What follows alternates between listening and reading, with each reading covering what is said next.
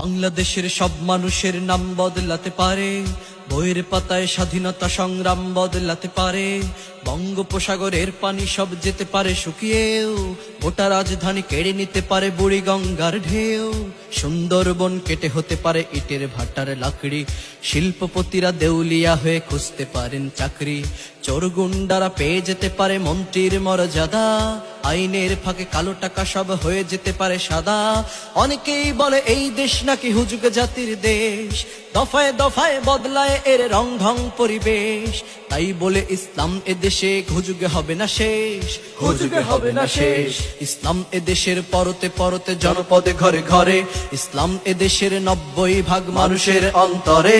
ইসলাম নিয়ে কেউ ছিনিমিনি খেলে এমন সাধ্য নেই, আর কিছু থাক না থাক তবুও ইসলাম থাকবেই।